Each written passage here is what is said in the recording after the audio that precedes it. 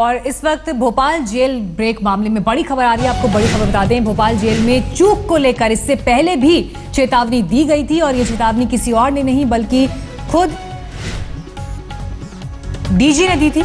उन्होंने खत लिखा था जिसमें उन्होंने कहा था कि इस जेल की सुरक्षा भगवान के भरोसे है, लेकिन ये दावा नहीं किया जा सकता कि कब तक भगवान इसकी सुरक्षा करेगा, इसलिए सुरक्षा को पुख्ता किया जाना जरूरी है।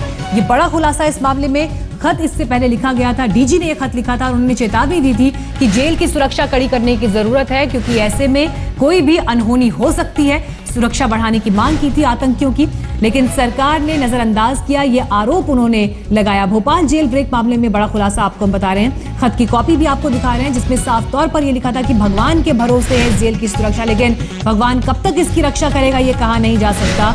ये कहते हुए आतंकियों की सुरक्षा बढ़ाने की भी मांग की थी क्योंकि ऐसी आशंका थी, ऐसा खतरा था कि आतंकी भाग सकते हैं, जेल तोड़ने की घटना सामने आ सकती है। इसकी आशंका पहले इस खत में जाहिर की जा चुकी है।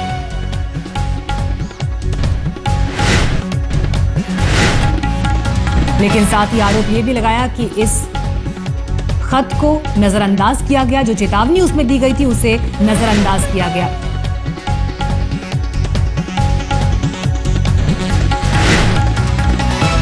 सुरक्षा खामियों पर पूर्व डीजी ने एक खत लिखा था, आतंकियों की सुरक्षा बढ़ाने की मांग की थी। सरकार ने नजरअंदाज की पूर्व एडीजी की चिट्ठी क्योंकि इस चिट्ठी में जिस बात का जिक्र हुआ था बीते दिन भोपाल सेंट्रल जेल में वही हुआ।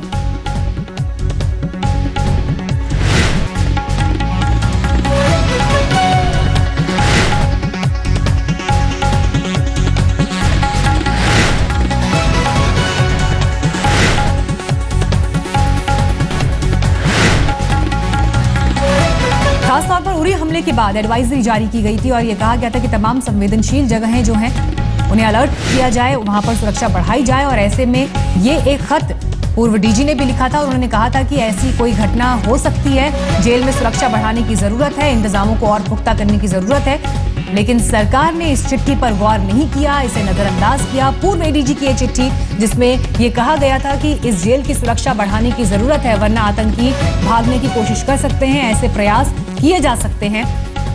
लेकिन उसके बावजूद भी ऐसे कदम नहीं उठाए गए और सबसे बड़ा लूप होल, जो लापरवाही जो सामने आई, वो खबर सीसीटीवी न होने की वजह से सामने आई। 3 दिन से सीसीटीवी वहां पर काम नहीं कर रहा है। आईबी को भी भेजा और अपनी अप्रीहेंशन जताई सन 2014 में कि ये जेल तोड़ के भाग सकते हैं। क्या कारण है, आपको ऐसा क्यों लगा?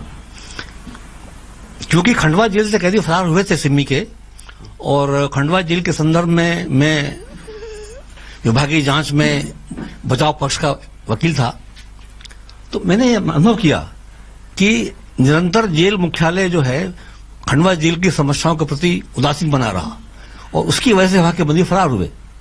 तो आपको क्या लगता है कि खंडवा से कोई लेसन नहीं सीखा गया?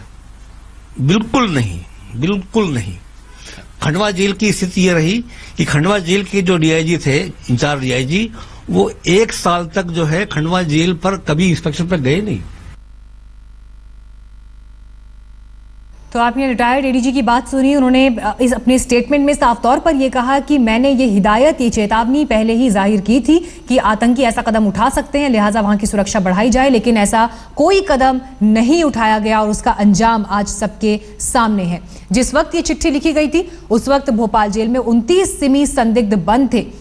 जेल प्रशासन ने डीजीपी के अलावा जेल मंत्रालय को भी इसके बारे में बताया था, लेकिन सिमी संदिग्धों की फरारी के बाद ही सरकार इस मामले पर जागती हुई दिखाई दे रही है। और सबसे बड़ी बात यह सामने आई थी कि 3 दिन से सीसीटीवी वहां काम नहीं कर रहा था क्योंकि शायद ये फुटेज उपलब्ध होता तो कैसे आतंकी वहां से फरार हुए, कैसे ये संदिग्ध वहां से भाग निकले, इस पर भी कुछ रोशनी डाली जा सकती थी, उस वक्त की तस्वीर कुछ सामने आ पाती। लापरवाही की बात लगातार कही जा रही थी, लेकिन अब ये जो खुलासा हुआ है ये इस पूरी लापरवाही के मामले को एक नई शक्ल देता हुआ, जिसमें पहले ही ये आशंका जाहिर की गई थी कि ऐसा कोई कदम उठाया जा सकता है, कैदियों के जरिए वो जेल तोड़ने की कोशिश कर सकते हैं, जेल से भागने का प्रयास कर सकते हैं, हमला हो सकता है, लेकिन उसके बावजूद इस खत की नजरअंदाजी की गई, इस पर गौर नहीं किया गया, जिसका अंजाम भोपाल सेंट्रल जेल ने दिया। क्या सुझाव दिए गए थे वो आपको हम बता रहे हैं इस खत में। इसमें कहा गया था कि जेल के बाहरी परिसर का हर 3 घंटे में राउंड लगाया जाए, वहां पर गश्ती बढ़ाई जाए। इसके अलावा कैदियों से मुलाकातियों का नाम पता दर्ज हो, जो लोग मिलने के लिए आते हैं उनके बारे में पूरी जानकारी रखी जाए।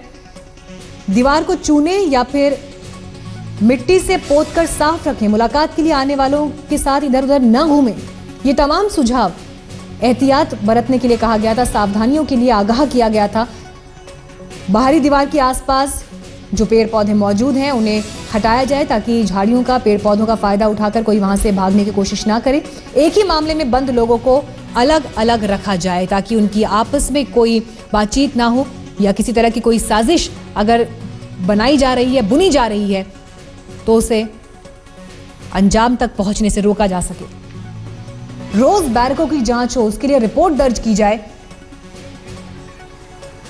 और जानकारी के साथ इस वक्त हमारे संवाददाता आशीष पांडे हमारे साथ जुड़ गए हैं। आशीष, बड़ा खुलासा इस खत के हवाले से अब हो रहा है, लेकिन यह खत किस वक्त लिखा गया था और कौन कौन सी अहम बातें इस खत में कही गई थी और क्या वाकई इसे नजरअंदाज भी किया गया सरकार की तरफ से?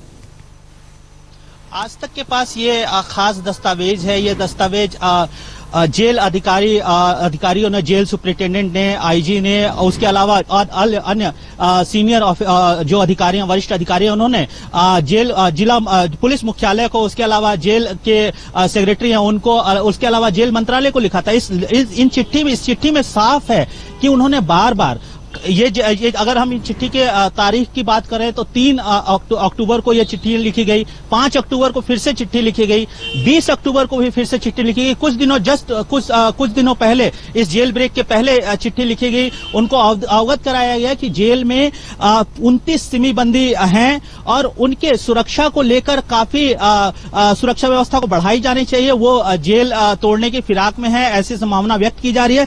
मैं आपको ये पढ़ के बताना चाहूंगा। इस चिट्ठी में लिखा हुआ है, केंद्रीय जेल भोपाल में 29 सिमी बंदी परिरुद्ध होने से वर्तमान परिवेश में यह आवश्यक हो जाता है कि केंद्रीय जेल भोपाल में सिमी बंदियों पर विशेष निगरानी रखकर जेल की सुरक्षा व्यवस्था सुदृढ़ बनाई रखी जाए ताकि कोई अप्रिय घटना घटित न हो। ये 3 तारीख की चिट्ठी है और साफ तौर पर इस चिट्ठी से साफ जाहिर होता है कि जेल अधिकारियों ने अपने आला अधिकारियों को, पुलिस मुख्यालय को इस जेल ब्रेक के संबंध में अवगत कराया। उन्होंने साफ तौर पर कहा कि ऐसी घटना हो सकती है। इसके बाद की चिट्ठियों में उन्होंने खास तौर पे जिस सेल में, जिस जगह पर ये सिमी बंदी रखे हुए हैं, उस सेल की सुरक्षा, जो हथियार बंद जवान हैं उनकी सुरक्षा में वहां पर लगाया जाए, उनको तैनात किया जाए ताकि इस तरह की कोई घटना ना हो। इसकी भी उन्होंने मांग की। पर अफसोस की बात है कि इस चिट्ठी पर कोई भी कार्यवाही नहीं की गई। ये पिछले महीने की चिट्ठी है, 3 तारीख की, 5 तारीख की और 20 तारीख की चिट्ठी है। इस पर कोई कार्यवाही नहीं की गई। ये कार्यवाही क्यों नहीं की गई? ये बिल्कुल आशीष, और इसे अब लापरवाही की इंतहा ना कहा जाए तो और क्यों और क्या कहा जाए, क्योंकि चिट्ठी में सब कुछ लिखा होने के बावजूद, आगाह किए जाने के बावजूद कोई जरूरी कदम नहीं उठाए गए। ये खत भी अपने दर्शकों को हम इस वक्त दिखा रहे हैं जो लिखा गया था और इसको अंडरलाइन करते हुए तमाम बातें कही गई थी कि सुरक्षा बढ़ाए जाने की जरूरत है। और जैसा आशीष हमें जानकारी दे रहे हैं, 3 अक्टूबर को ये चिट्ठी लिखी गई थी, उसके बाद 5 तारीख को रिमाइंडर, उसके बाद 10 तारीख को भी रिमाइंड कराया गया। यानी बार बार इसकी तरफ ध्यान दिलाने की कोशिश हुई, प्रयास किए गए, लेकिन जेल प्रशासन की तरफ से, मंत्रालय की तरफ से, एडमिनिस्ट्रेशन की तरफ से इस पर कोई गौर नहीं किया गया। और उसका रिजल्ट क्या हुआ, उसका नतीजा क्या निकला, वो सबके सामने है।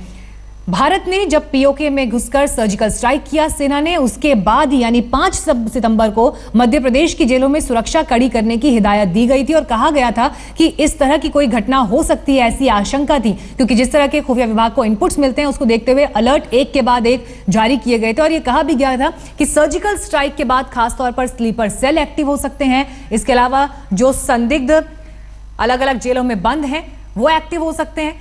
और ऐसी ही एक घटना भोपाल सेंट्रल जेल में सामने आई।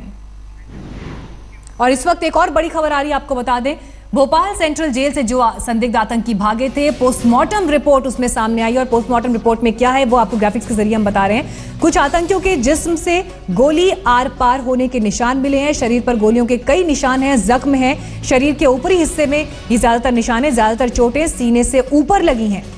पोस्टमार्टम रिपोर्ट से यह खुलासा हुआ है, एक संदिग्ध के सर पर गंभीर चोट, इसके अलावा शरीर पर बाकी जगहों पर निशान है, लेकिन शरीर के ऊपरी हिस्से में जख्म ज्यादा हैं। गोली के आर पार होने के भी निशान डेड बॉडीज पर मौजूद थे। पोस्टमार्टम रिपोर्ट सामने आई है और उसमें ये तमाम बातें निकलकर सामने आई हैं।